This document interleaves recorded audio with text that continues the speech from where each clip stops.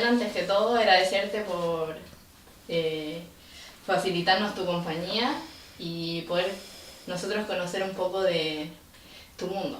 Entonces, muchas gracias por darnos este tiempo. Y antes de todo quería saber, quería que tú te explayaras con nosotros y nos contaras de ti. ¿Cuál es tu nombre? ¿Con quién vives? ¿Cómo te desarrollas? Mi nombre es Alexa Villella, tengo 27 años y soy mamá de 2 niños pequeños, de 2 y 4 años. Yo vivo sola con ellos y ambos son normovisuales. Yo me desarrollo con ellos a través de rutinas bien estructuradas para poder tener una organización y que sea eficaz, ¿cierto? Y tener también la posibilidad de ser autónoma. Claro.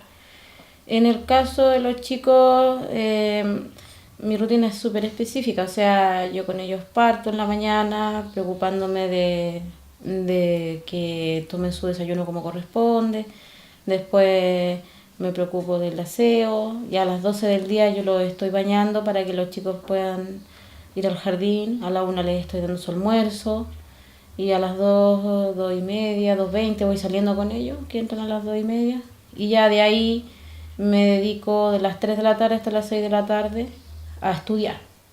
Estudio pedagogía en diferencial y después a las 6 de la tarde los voy a buscar, los llevo a la casa, les doy su leche, de 7 a 8 hacemos tarea, de 8 a 9 comparto con ellos, juego con ellos, los hago que vean televisión, los momentos más que nada de esparcimiento, y ya a las 9 y media los niños ya están durmiendo.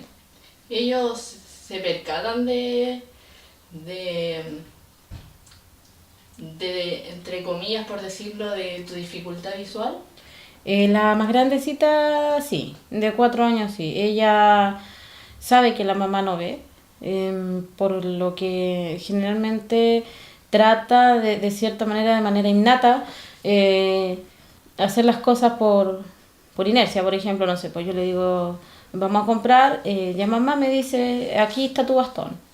O me dice, mamita me dice, ¿qué micro vamos a esperar? Yo le digo, de tal color, ya yo te aviso cuando venga la micro.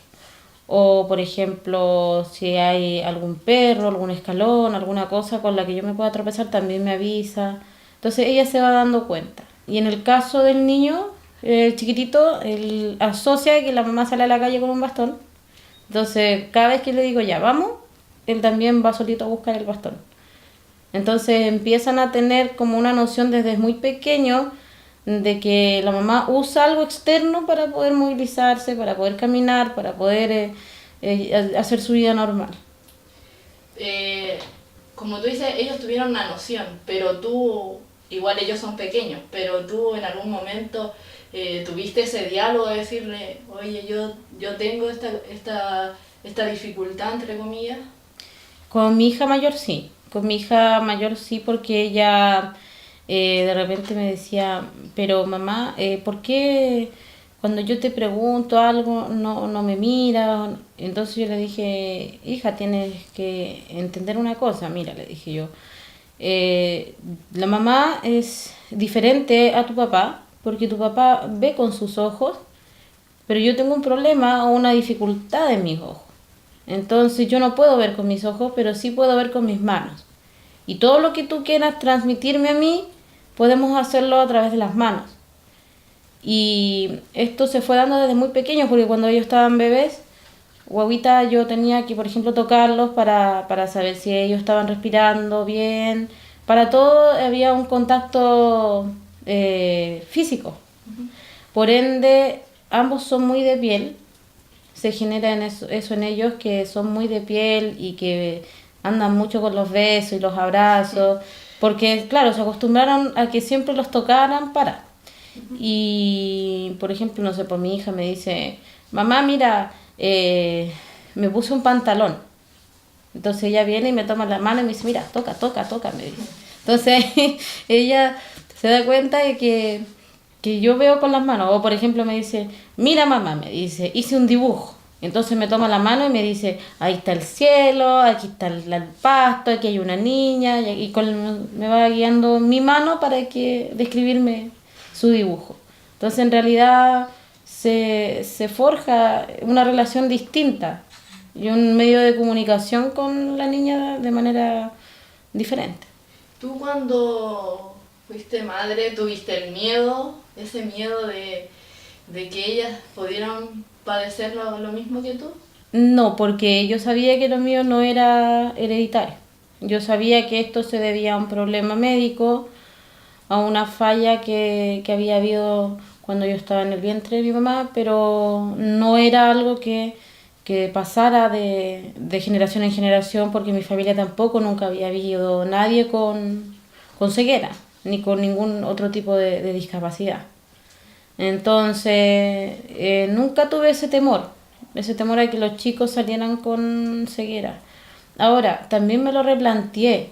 Me planteé la posibilidad de que uno de ellos pudiera salir, o ambos, pudiera salir con ceguera. Pero aún así tampoco tuve miedo, porque yo sabía que aunque nacieran con o sin ceguera, iban a poder hacer una vida totalmente normal si yo les daba las herramientas necesarias para hacerlo. Y tú en la educación que ejerciste sobre ello, ¿lo hiciste sola? ¿Tuviste ayuda?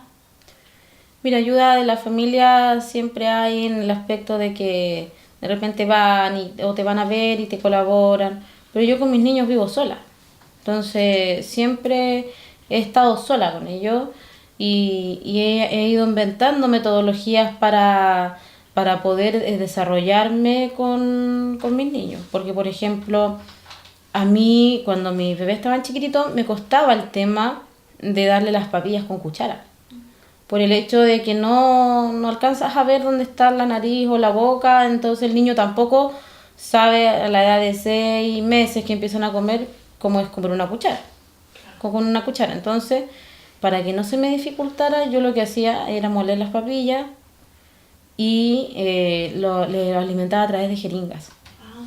Entonces con las jeringas yo a ellos les daba la comida y no se ensuciaban, tomaban bien comían bien las comidas y de esa manera se me hacía a mí sencillo poder alimentar.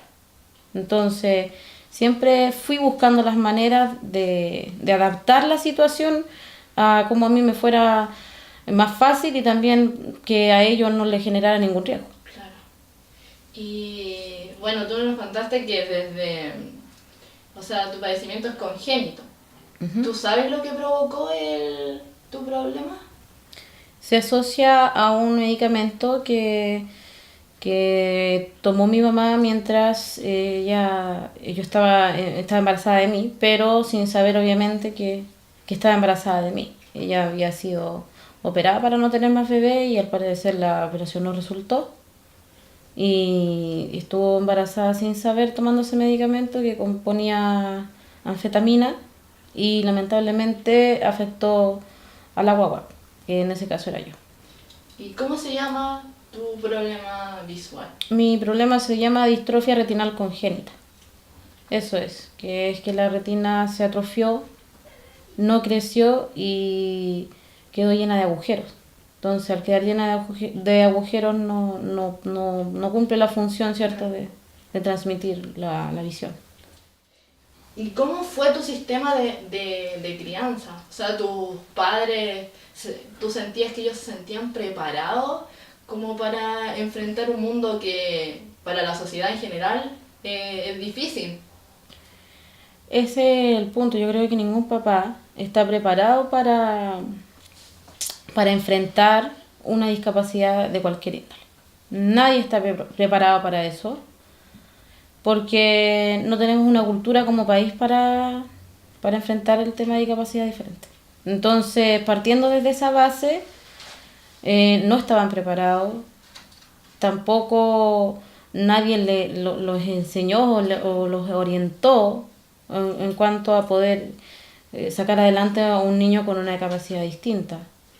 Entonces, ¿qué pasa en ese caso? Que fue un aprendizaje, yo creo, para ellos como también para mí. Claro. Entonces, fue difícil, sobre todo que cuando nace un niño con discapacidad se tiende mucho a la sobreprotección. Claro. Y si bien es cierto, es normal que haya una sobreprotección y es lógica la reacción de los padres, pero no es la mejor.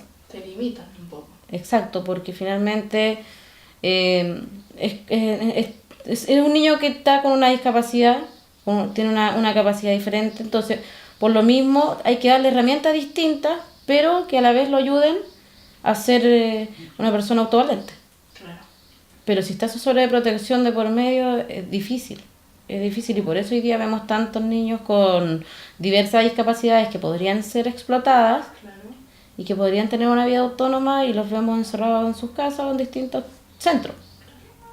Y en relación a eso, que tú dices que como sociedad, que el gran problema, que no estamos preparados, tú en tu sistema de educación, ¿se te brindó ese apoyo hacia ti, hacia tus padres? En mi sistema de educación la verdad es que fue bien precario porque cuando yo entro a los colegios eh, no habían profesores capacitados para tratar el tema ceguera.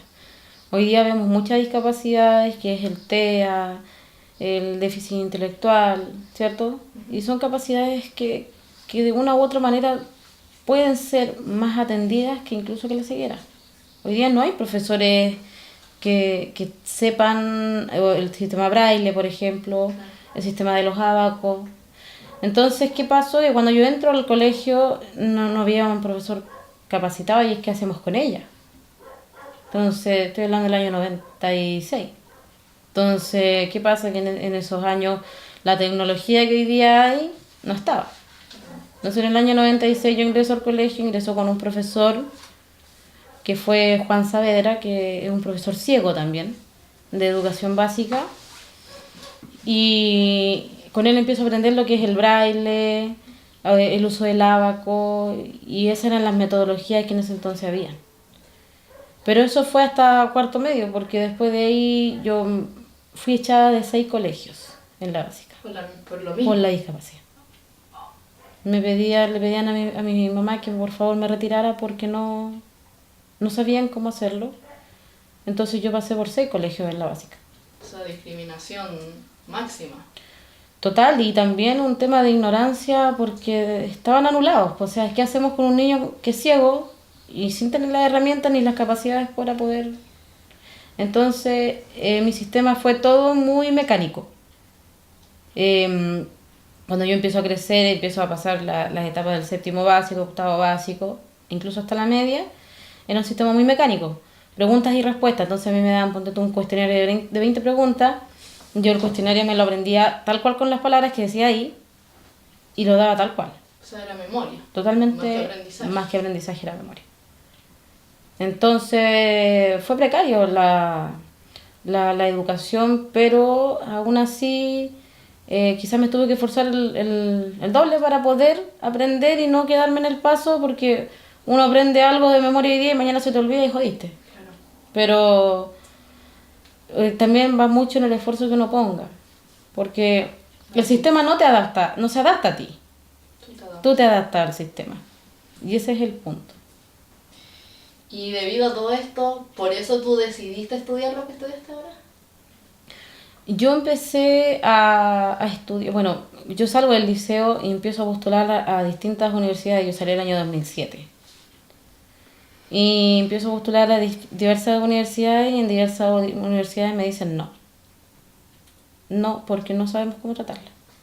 No tenemos la infraestructura para poder que ella pueda estudiar, no sabemos cómo hacerlo y no. O sea, el tema de notas era buenísimo, te presentaba todos mis documentos, pero al momento de presentar la discapacidad, inmediatamente era un rechazo. O sea, cuando ya le ponemos rostro a la situación. Exacto, ya no había nada que hacer. Entonces, a raíz de todo, de mi propia experiencia, yo empiezo a hacer una búsqueda grande, a poder inventar formas de poder ayudar, ¿cierto? Fui a las distintas instituciones y les planteaba, ok, mira, tienes este sistema de educación, yo te ofrezco este. Otra opción. Y complementémoslo, hagámoslo así. porque tienes esta manera y esta manera de enseñar a un chico con ceguera. Pero siempre fue el temor a.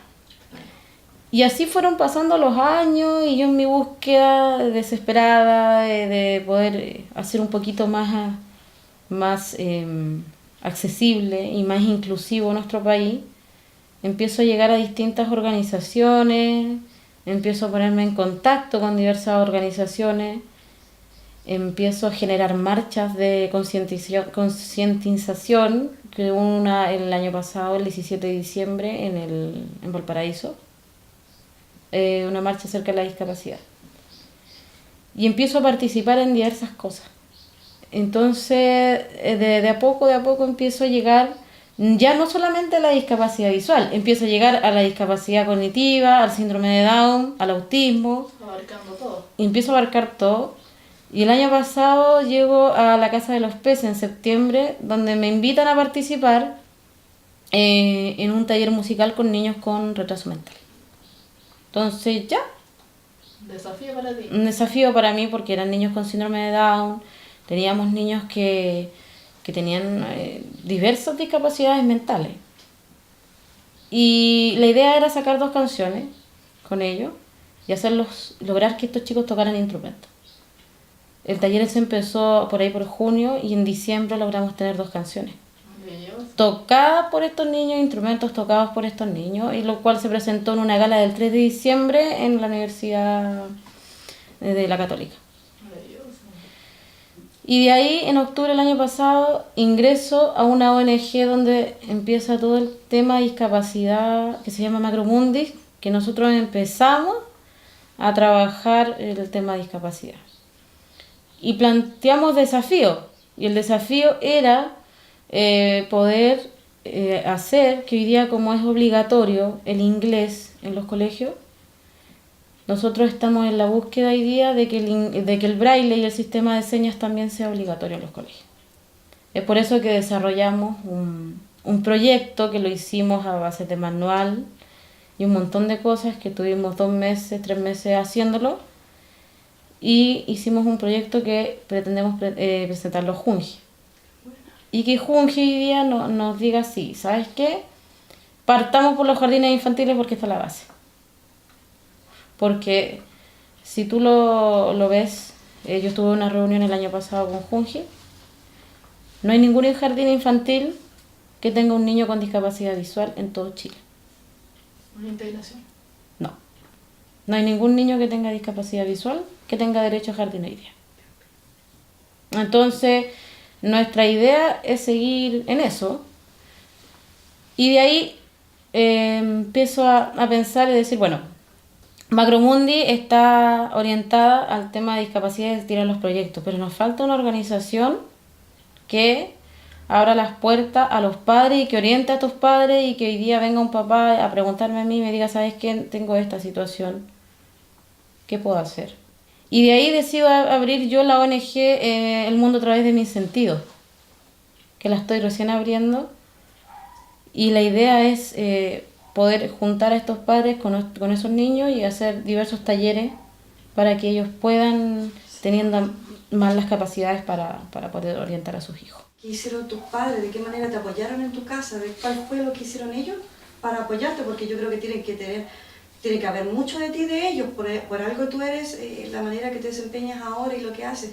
Entonces yo quisiera saber si hay algo de tus padres, qué hicieron ellos para apoyarte, para hacerte tan desenvuelta, porque eres muy desenvuelta. Ya. Con respecto a la pregunta de los papás, creo yo que es fundamental que los padres al niño con una capacidad diferente le den el sentido del poder, de decir que él puede y que todo lo que se plantee lo puede lograr. Quizás te va a costar 2 veces, 3 veces, 4 veces. Quizás la gente hoy día da un paso para lograr algo, el niño con capacidad distinta va a tener que dar 4. Pero el convencerlos y el enseñarles de que el valor de su esfuerzo lo va a llevar a lograr sus metas, eso le va a ayudar mucho a poder plantearse desafíos, a ponerse objetivos en la vida y a cumplirlos. Si no tiene eso, nada que hacer, o sea, imposible que el niño quiera seguir adelante, o tenga algún incentivo para seguir adelante.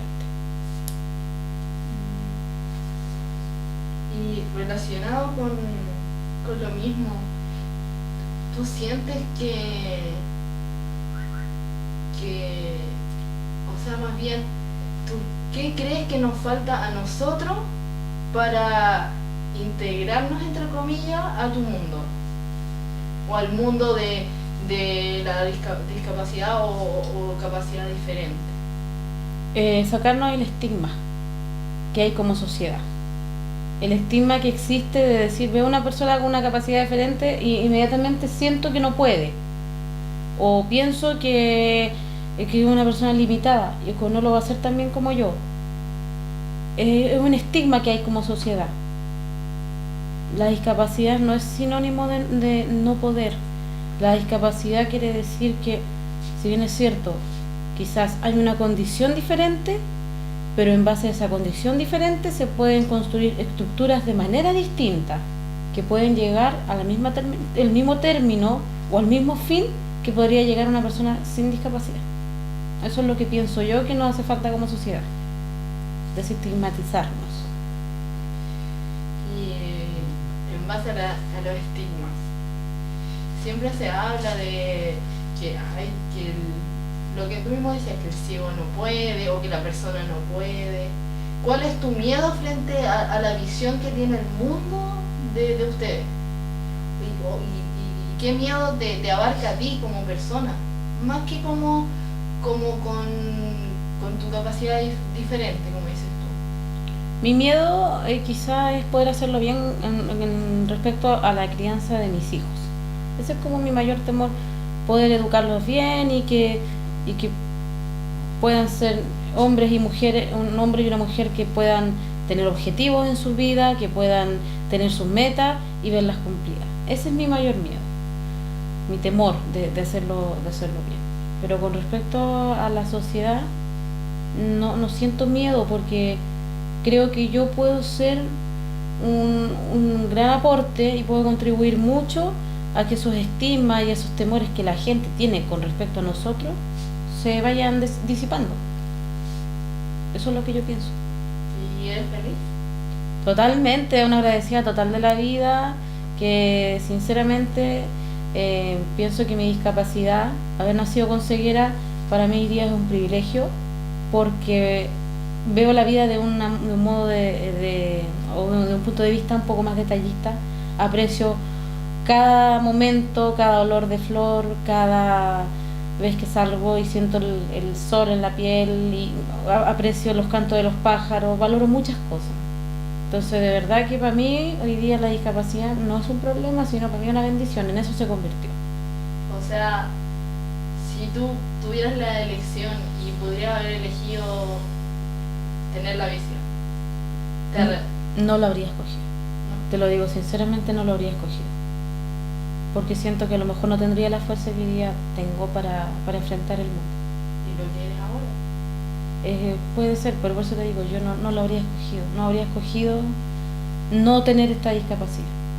Porque siento que teniendo esta discapacidad puedo ayudar a personas con discapacidad y a personas que no padecen discapacidad. Y para finalizar, y antes de todo, agradecerte, pero quería que tú pudieras entregar como un mensaje a la gente que va a ver esto. ¿Qué te gustaría decirles a la gente en general?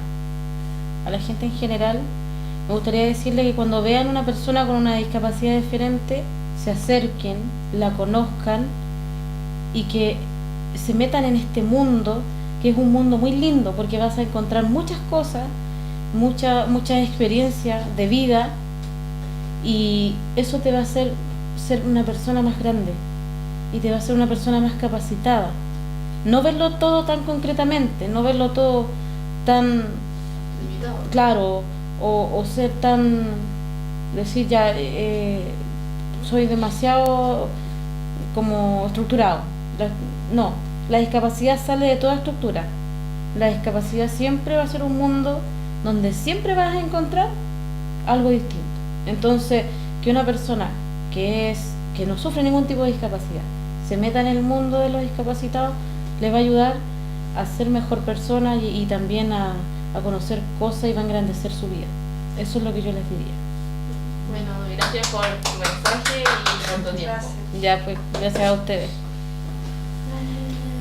Muy bien, gracias.